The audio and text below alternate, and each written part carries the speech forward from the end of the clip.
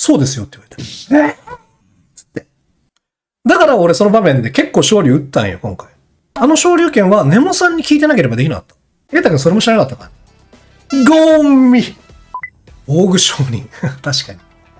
防具商人欲しいね。いやーでもさ、俺 RPG とかでもさ、防具買わないんだよね。マジめんどくさくね、防具買うの。防具好きな人っているの？へー。一番先に買うんだ。絶対後回しっつうか、なんかさ、まあ、100歩譲って、鎧は買ってもいいなと思うのよ。けどさ、もうコテとかもういらねえだろと思っちゃうんだよね。邪魔くせえ。剣と、まあ、買って鎧。うん。靴とかマジいらねえじゃん。買う順番はあるね。いやー、でもさ、回復アイテム買わない。めんどくさい。それでよく買ってるんだよ。いや、だから、なんかすぐ死ぬなって。梅ちゃんめんどくさがって結果遠回りするタイプ。でもそれはそうだと思う。それはそうだと思う。いや、ちょっとやっぱスト6の防具を買ってかねえとな、きちんと防具買ってかねえとな。ドグラとかネモのやっぱね、いい服着てんのよ、あいつら。いいコテしてんだよね。いやでもね、ピンとこなかったんよ。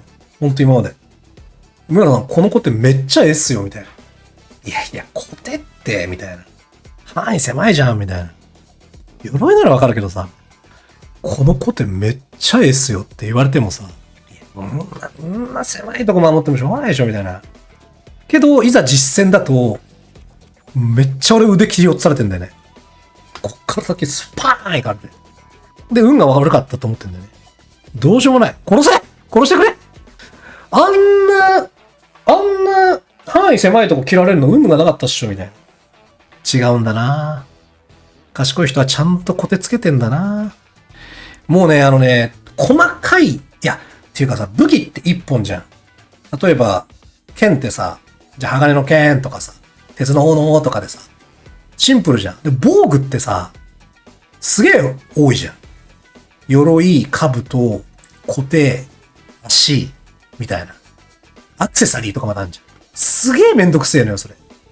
で、やっぱ根元がすげえいいアクセサリーしてんのよ。でも俺アクセサリーの、じゃあそのアクセサリー守備力何なのみたいな感じになる。例えばこの、僕が着ている鋼の鎧、守備力20っす。みたいな。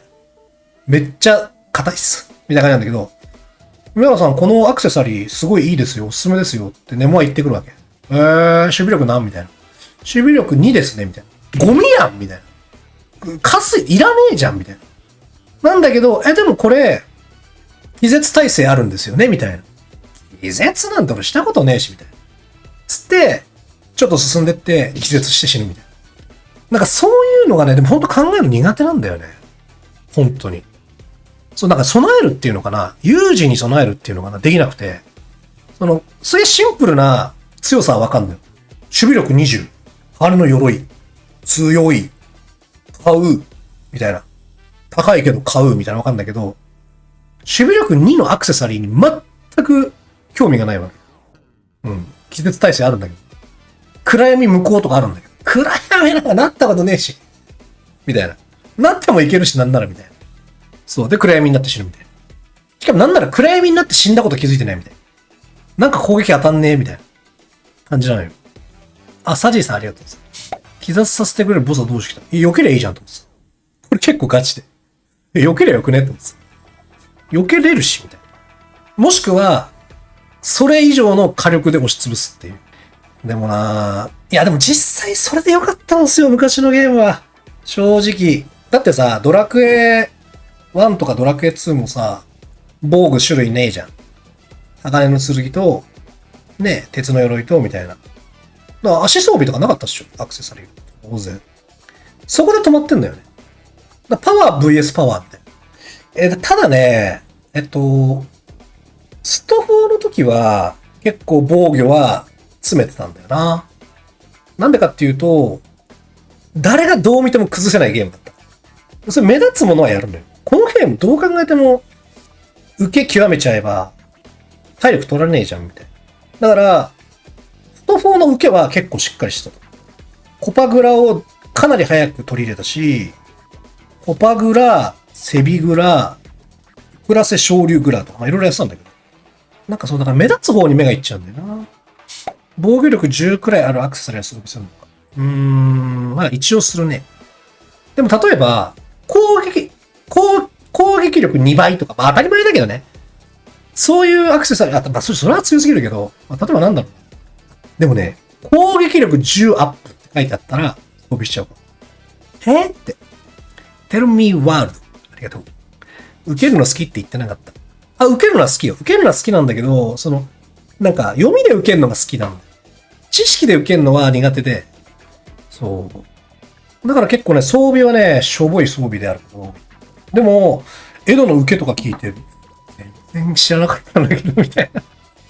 マジかみたいな。俺どんだけいらねえ体力食らってたんだろうなと思った。俺さ、ごめんね、ちょっと自分の恥をさらすようなんだけど、ネモさんにさ、エドの、まあ、単純にね、エドがラッシュしてきたときに、中パンラッシュ、小パン、投げってあるじゃないですか。普通にね。で、まあ聞いたんですよ。エドが中パンラッシュしてきたときってどうやって受けてんの？から、とりあえず、早グラしてからバックジャンプとか多いっすね。みたいに言ってて。なんでみたいな。なんでっつって。たら、でも、ネモも多分、俺の知識のなさを分かってきて、なんでの、これ、知識があるもん同士だと、なんでって話に多分なんないね。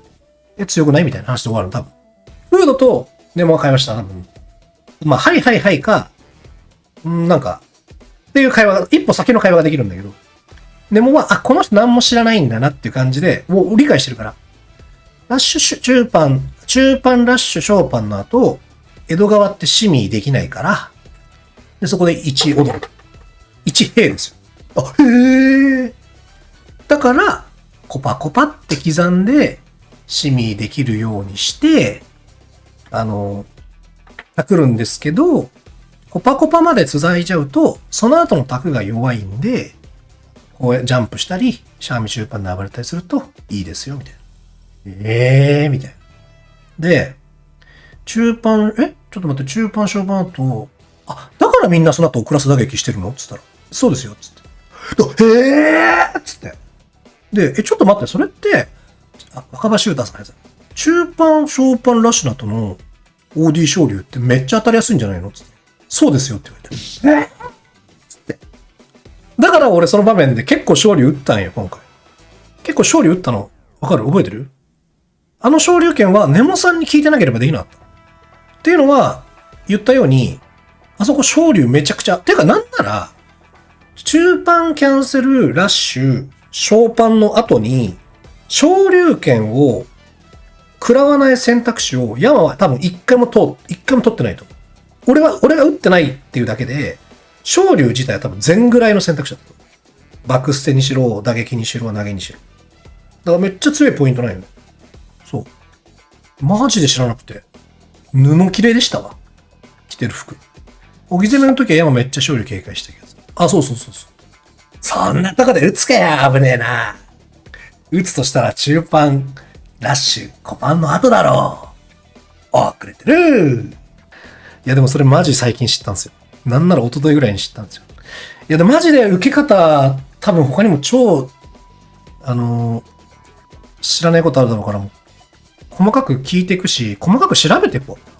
ちなみに瑛太くんはもっとひどくて、中足キャンセルラッシュで、合気がタッチショーパンにするとシミできないんよ。で、シャーミショーパンにするとシミできるんよ。で、俺ほら、武器は詰めるから、ちょっと。武器は好きだから。あ、この後シミできるんだなって知ってたんだけど、瑛太くんそれも知らなかったから。ゴンミ瑛太くんはね、タイプで言うと、武器も鎖鎌、服も旅人の服とかなんだけど、なんかね、HP 多いみたいな感じの人。あと、会心の一撃よく出るみたいな。なんかそんな感じ。でも武器鎖鎌。バックステにキャラサールの知らなかった。もうひどいでしょ。俺は、さすがにあそこまでひどくないんだけど。でも結構発想は良くて、やっぱり。うん、なんか、エドのフリッカーに大百鬼で突っ込んでいくとか。まあ、山戦でも俺一回やったかな。うん。とかね、結構なんかそういう発想はいいんですよ。